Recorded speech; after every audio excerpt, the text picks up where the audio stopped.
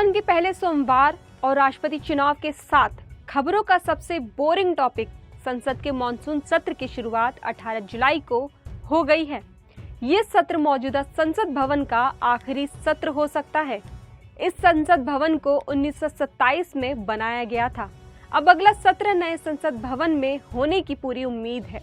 इसी के साथ हमारे मौजूदा संसद भवन के फेयरवेल के मौके पर हम सरल भाषा में इस सत्र के बारे में कुछ जरूरी बातें आपको बताएंगे।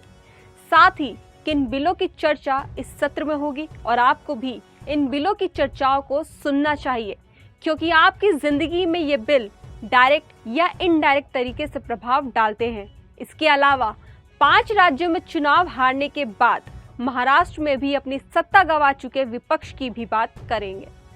नमस्कार, मैं हूं स्नेहा और आप देख रहे हैं द न्यूज़ 15। पहले थोड़ी बात कर लेते हैं मौजूदा भवन की। 1911 में अंग्रेजों ने भारत की राजधानी कलकत्ता से दिल्ली शिफ्ट किया। इसके बाद 1912 से 1913 में सर एडविन लुटियंस और हर्बर्ट बेकर ने मिलकर दिल्ली दरबार को कुछ नए ढंग से डिजाइन किया। नई दिल्ली का अधिकांश हिस्सा इन्होंने ही डिजाइन किया था, इसलिए कई बार अलग अलग संदर्भों में एडविन लुटियंस के नाम पर इसे लुटियंस दिल्ली भी कहा जाता है। मौजूदा संसद भवन को बनाने का काम 1921 में शुरू हुआ और लगभग 6 साल के बाद ये बनकर तैयार हुआ। उस समय इसे बनाने की कीमत मात्र 83 लाख रुपए थी।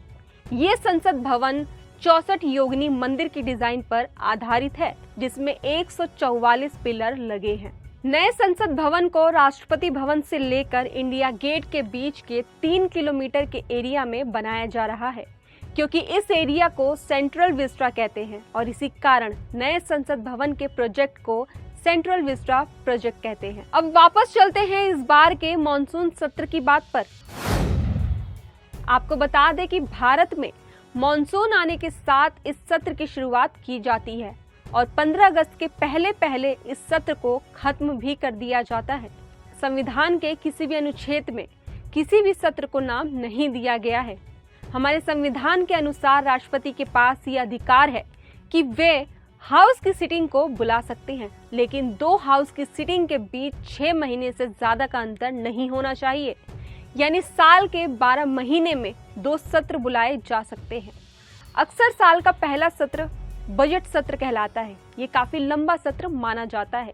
इसके बाद बुलाए जाते हैं मॉनसून सत्र, तो कभी शीतकालीन सत्र। अब जानते हैं कि 18 जुलाई से शुरू हुए मॉनसून सत्र में क्या खास है। इस सत्र की शुरुआत राष्ट्रपति पद के चुनाव से हुई, जिसमें कई क्रॉस वोटिंग के मामले सामने भी आए हैं और तमाम उठापटक के बाद देश के 15वें राष्ट्रपति के चुनाव के नतीजों की घोषणा गुरुवार 21 जुलाई को होगी। यानी पूरा हफ्ता चुनाव पे समर्पित होगा। इसके अलावा वर्तमान उपराष्ट्रपति और राज्यसभा के स्पीकर वेंकैया नायडू का कार्यकाल भी पूरा होने जा रहा है। इसी सत्र में आजादी के 75वें साल पर खास चर्चा कराई जा सकती है। इस बार के सत्र में 24 बिल पास हो सकते हैं। इनमें से कुछ मुख्य बिलों के बारे में हम आपको बता देते हैं। इस बार के सत्र में आईटी बिल लाया जा सकता है। 2019 में इसे पहले भी लाया गया था, लेकिन उस समय इसे वापस ले लिया गया था। इस बिल को लाने का मकसद ऑनलाइन प्लेटफॉर्म जैसे कि यूट्यूब पर चल रहे न्यूज चैनल की जवाबदेही को तय करने के लिए, उन्हें रेगुलेट करने के लिए लाया जा रहा है। फिलहाल भारत में ऑनलाइन प्लेटफॉर्म पर चल रहे न्यूज चैनलों पर कोई ठोस नियम कानून नहीं है। वहीं विपक्ष का कहना है कि ये ऑनलाइन उठ रही सरकार विरोधी और स्वतंत्र आवाजों को दबाने की कोशिश है।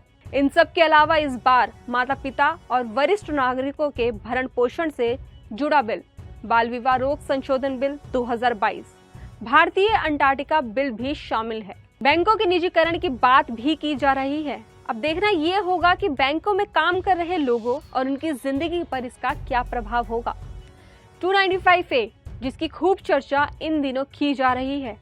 बता दें, ये अनुच्छेद किसी भी व्यक्ति या समुदाय की धार्मिक भावना आहत हो जाने पर की जाने वाली कार्यवाही के बारे में है। हाल ही में हमने नुपुर शर्मा और मोहम्मद जुबैर के मामले में इस पर सवाल उठते देखा।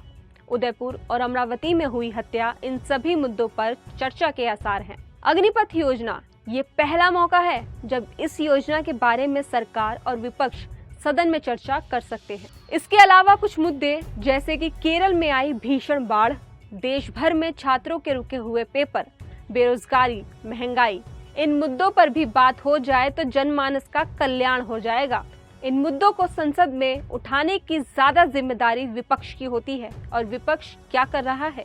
विपक्ष की स्थिति कुछ ठीक नहीं दिख रही है। पहले 5 राज्यों के चुनाव के नतीजे, हाल ही में महाराष्ट्र में हुआ सत्ता परिवर्तन, राष्ट्रपति चुनाव के समय विपक्ष में सभी का अलग मत होना क्या दर्शाता है, आप सभी खुद समझ सकते हैं। बाकी ये खबर आपके लिए हमारे साथी सौरभ ने लिखी है। आपको ये खबर कैसी लगी हमें कमेंट बॉक्स में जरूर बताएं।